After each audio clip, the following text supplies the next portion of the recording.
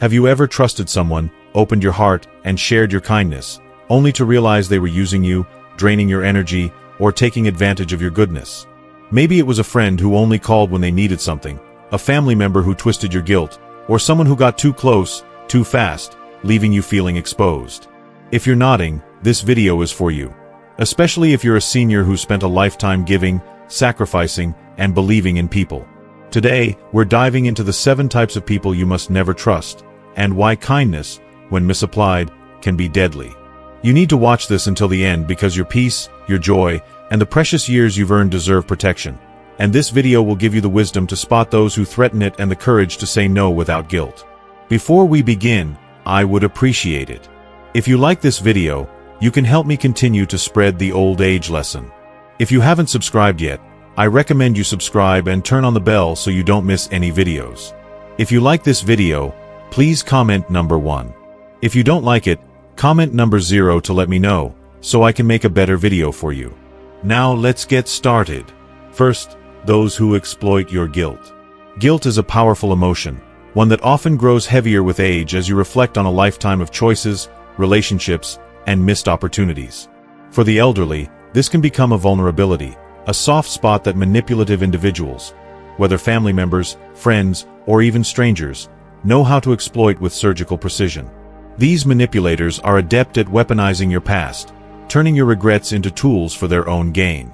They might be a grown child who reminds you of the times you were too busy working to attend their school events, saying, "You weren't there for me then, so you owe me now." Or perhaps it's a sibling who brings up a decades-old falling out, implying that you need to make it right by giving them money, time, or resources. This tactic is insidious because it preys on your desire to be a good person, to leave a legacy of kindness and reconciliation. For example, you might find yourself handing over a significant portion of your pension to a relative who only calls when their bank account is low, or agreeing to take on exhausting responsibilities, like daily childcare for grandchildren, even when your health is faltering. These demands are often framed as love or duty, but they're not. They're a form of emotional extortion, a transaction where your guilt is the currency and your well-being is the price. The danger here is that guilt-driven obligations can erode the quality of your later years. Instead of enjoying the freedom and peace you've earned, you might find yourself trapped in a cycle of atonement, constantly trying to make up for perceived failures. This can lead to financial strain, physical exhaustion, and even mental health struggles like anxiety or depression. The truth is, no one has the right to demand your present as payment for your past. While it's noble to make amends where you genuinely feel you've wronged someone, those amends should be on your terms, not dictated by someone else's agenda. To protect yourself, start by recognizing when guilt is being used as a lever. Ask yourself, is this request reasonable? Does it respect my needs and limitations? If the answer is no, it's time to set boundaries. For instance, if a family member asks for financial help you can't afford, you might say, "I care about you, but I need to prioritize my own stability right now." It's not selfish to protect your joy, it's essential. Your later years are a time to live, not to serve as someone else's emotional or financial ATM. Second, beware of the perpetual victim. The perpetual victim is a master of emotional manipulation, weaving a narrative where they are always the wronged party, perpetually suffering at the hands of an unjust world. Their stories are filled with betrayals, misfortunes, and injustices, none of which, they claim, are their fault. They might tell you about the boss who unfairly fired them, the friend who abandoned them, or the endless string of bad luck that seems to follow them everywhere. And then, with remarkable skill, they position you as their savior, the one person who can make things right. "If you could just help me out this one time," they'll say, or, "You're the only one who understands me." This flattery is a trap. The perpetual victim doesn't want to heal or move forward. They thrive on the attention and control their suffering affords them. By drawing you into their orbit, they create a dynamic where you feel obligated to fix their problems, whether by lending money, offering emotional support, or sacrificing your time. But no matter how much you give, it's never enough. Their problems are a bottomless pit, and your efforts are like pouring water into a sieve. It drains away, leaving them unchanged, but you are depleted. For example, imagine a neighbor who constantly complains about their financial struggles, hinting that you should help with their bills because you're so much better off. Or a friend who calls daily to unload their latest crisis, expecting you to drop everything to listen, even when you're exhausted or dealing with your own challenges. These interactions can leave you feeling guilty for wanting to say no, as though turning away from their suffering makes you a bad person. But here's the truth. You are not responsible for solving someone else's life. Compassion is important, but it doesn't mean you have to sacrifice your own well-being to prop up someone who refuses to take responsibility for themselves. The perpetual victim's power lies in their ability to make you question your own morality. You might think, what kind of person would I be if I ignored their pain? The answer is a wise one. Setting boundaries with a perpetual victim isn't cruelty, it's self-preservation. You're not abandoning them. You're refusing to let their chaos consume you. To protect yourself, practice saying no without explanation. For instance, I'm sorry you're going through this, but I can't help right now. Redirect them to resources like community services or professional help if appropriate, but don't let their misery become your mission. Your energy is finite, and you deserve to spend it on people and activities that bring you joy, not drain you dry. If you are still watching this video and finding these lessons useful, please comment number 1 below to let me know that you are still watching this video with me. Thank you for your valuable time. Third, do not trust people who dismiss your boundaries. After a lifetime of hard work, sacrifice, and navigating life's challenges, you've earned the right to peace, autonomy, and control over your time and resources. This includes the right to set boundaries, whether that's saying, I need a quiet weekend to rest, I'm not comfortable lending money anymore, or I'd prefer not to discuss that topic. These boundaries are not selfish. They're a declaration of your worth and a safeguard for your mental, physical, and financial health. However, manipulators will often react to your boundaries with dismissal, mockery, or outright hostility. They might say, you're being too sensitive, or, don't be so selfish, you have so much, why can't you share?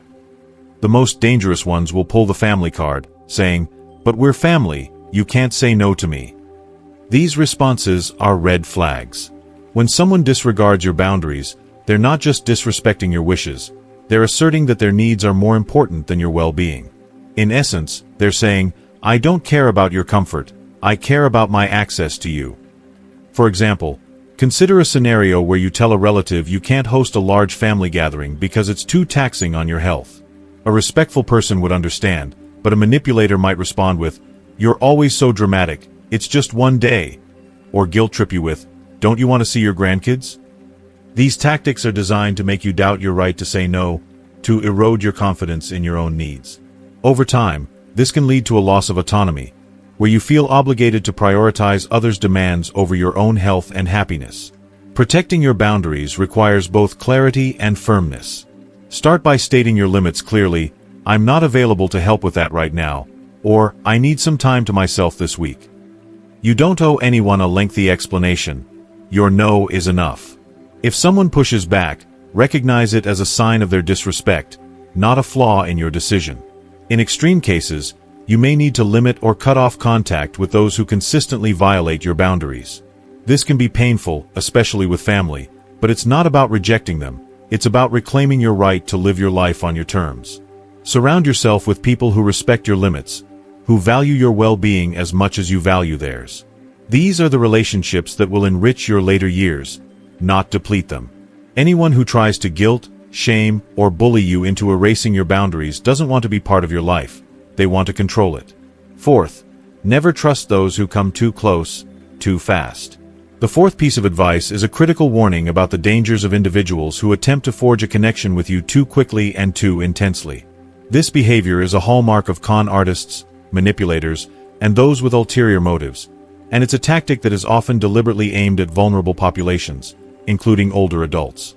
These individuals are skilled at exploiting trust, and their approach is often cloaked in charm, flattery, and an almost overwhelming sense of familiarity. They may shower you with compliments, saying things like, you're so sharp for your age, you're the kindest person I've ever met, or I feel like I've known you forever. These statements are designed to make you feel special, valued, and understood, but they are often a calculated prelude to manipulation. Real trust, however, is not built on fleeting charm or superficial flattery.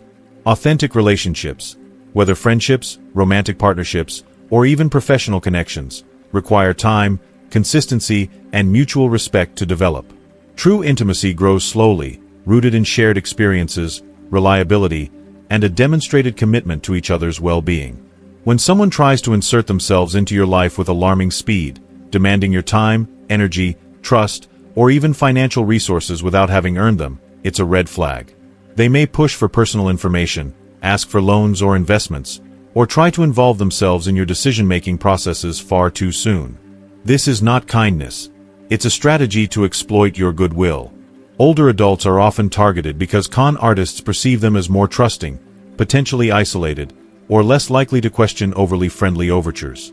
These manipulators may pose as caregivers, financial advisors, romantic interests, or even newfound friends who seem to appear out of nowhere with a ready-made bond. Their goal is to bypass your natural defenses, making you feel obligated to reciprocate their apparent kindness. But kindness without caution is not a virtue. It's a vulnerability that leaves you exposed to emotional, financial, or even physical harm. To protect yourself, adopt a stance of healthy skepticism. Slow down any relationship that feels rushed or overly intense. Ask yourself, why is this person so eager to gain my trust? What do they stand to gain? Take the time to verify their intentions through small, low-stakes interactions before allowing them deeper access to your life. Check their background, observe their behavior over time, and listen to your instincts. If something feels off, it probably is. By maintaining boundaries and prioritizing your own security, you can distinguish genuine connections from those designed to take advantage of you. Trust is a precious commodity. Reserve it for those who have proven themselves worthy through consistent, respectful actions over time. If you are still watching this video and finding these lessons useful, please comment number 2 below to let me know that you are still watching this video with me. Thank you for your valuable time. Fifth, watch out for people who never apologize. The fifth piece of advice centers on a subtle but profoundly dangerous trait: the inability or unwillingness to apologize. A person who cannot acknowledge their mistakes, take responsibility for their actions, or express genuine remorse is fundamentally incapable of fostering a healthy, loving relationship. This is a non-negotiable truth, particularly as you navigate relationships in older age, when emotional and psychological vulnerabilities can be exploited with devastating consequences.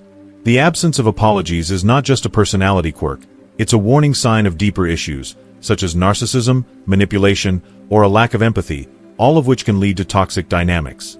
When someone hurts you, whether through careless words, inconsiderate actions, or outright betrayal, and then refuses to apologize, they are signaling a disregard for your feelings and well-being. Worse, if they turn the blame back on you, claiming that you're overreacting, misinterpreting their intentions, or being too sensitive, they are engaging in a form of psychological manipulation known as gaslighting. Gaslighting is particularly insidious because it erodes your confidence in your own perceptions and reality. For example, if they lie and then insist you misunderstood them, or if they raise their voice and then accuse you of being too emotional, they are attempting to rewrite the narrative to avoid accountability. Over time, this can make you question your memory, your judgment, and even your sanity. For older adults, this kind of manipulation can be especially harmful. As we age, we may already grapple with moments of self-doubt about our memory or cognitive sharpness, particularly in a world that often dismisses the elderly as confused or forgetful. A gaslighter exploits these vulnerabilities, subtly or overtly undermining your sense of reality until you begin to rely on their version of events instead of your own. Once they've succeeded in making you doubt yourself, they gain significant power over you.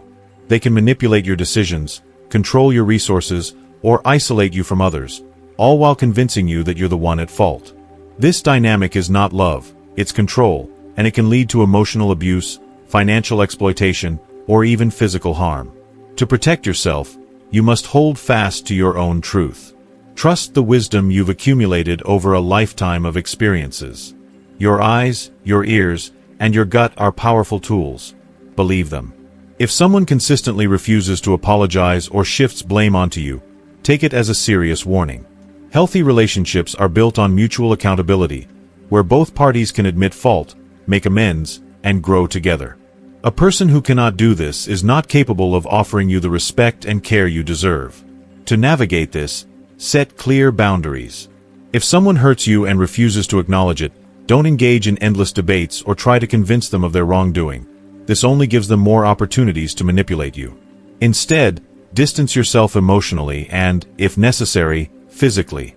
Surround yourself with people who validate your experiences, respect your perspective, and demonstrate accountability.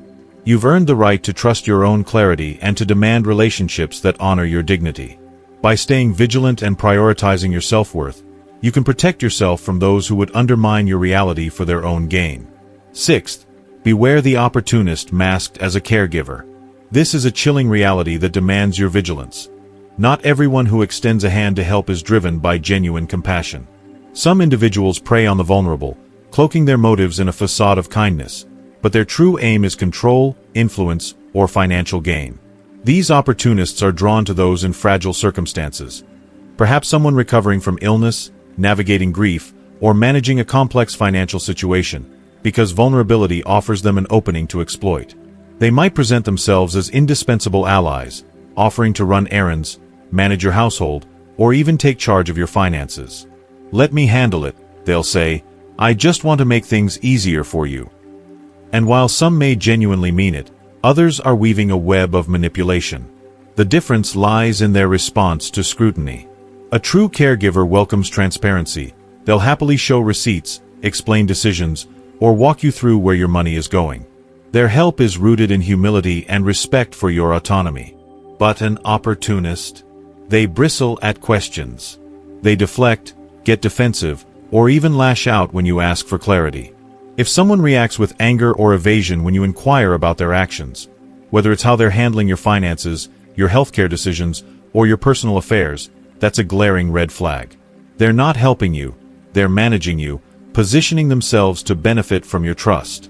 This dynamic is especially dangerous when it involves your health or your home, where the stakes are profoundly personal.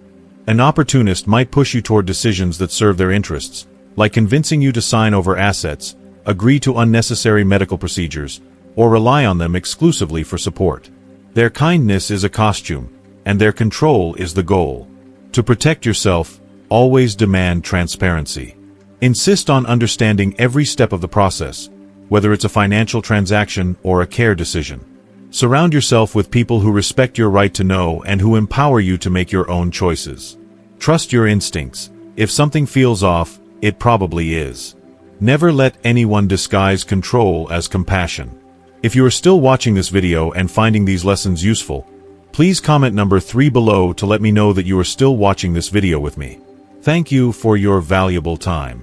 7th, don't trust someone who only shows up when they need something. You've likely encountered this person before, and their pattern is as predictable as it is draining. They're the ones who vanish from your life for months, sometimes years, leaving no trace of connection or care. Then, out of the blue, they reappear with a sob story, a request, or a crisis that only you can solve. They need a loan to cover an emergency. They need a place to crash, just for a few days. They need your ear because you're the only one who gets them. For a fleeting moment, their attention might feel validating, like you're important, needed, or valued. But this is no genuine reconnection. It's a transaction, and you're merely a resource to them. These individuals thrive on one-sided relationships, surfacing only when they stand to gain something. Money, shelter, emotional labor, or access to your network. The moment you set a boundary or say no, they disappear again, leaving you to question why you invested in them at all. This isn't family. This isn't friendship. This is exploitation dressed up as familiarity. At this stage of life, whether you're navigating retirement, health challenges, or simply seeking meaningful connections, you don't have the energy or time to pour into empty relationships that leave you feeling used. True relationships are reciprocal and resilient. They're built on mutual care, where both parties show up not just in times of need but in moments of joy, struggle, and everything in between. The people who deserve your time are the ones who check in without an agenda, who offer support when you're the one in need, and who value you as a person, not a means to an end. Pay close attention to patterns. Does this person only reach out when they're in a bind? Do they vanish when you assert your needs or decline their requests? If so, they're not invested in you, they're invested in what you can provide. Protect your peace by letting go of these transactional relationships. It's not easy, especially if they're tied to long histories or shared memories. But holding on to people who treat you like an opportunity rather than a person only drains your emotional reserves. Instead, Cultivate connections with those who show up consistently, who listen without expecting payment, and who care about you even when you have nothing tangible to offer. Life is too short for one-sided bonds. Surround yourself with people who see your worth beyond what you can do for them, and don't hesitate to release those who only see you as a tool for their convenience. That's it for today's video on the 7 types of people you must never trust and why protecting your peace is one of the wisest choices you can make. I hope this has opened your eyes to the importance of setting boundaries and being discerning with your kindness. So, tell me, what have you learned so far? What's one key lesson from this video that you're going to put into practice in your life? Drop it in the comments below. I'd love to hear how you're taking back your energy and guarding your heart. If you found this video valuable, please leave your comment below. And don't forget to like, share, and subscribe to our YouTube channel for more insights to help you live with wisdom and freedom. See you at the next one.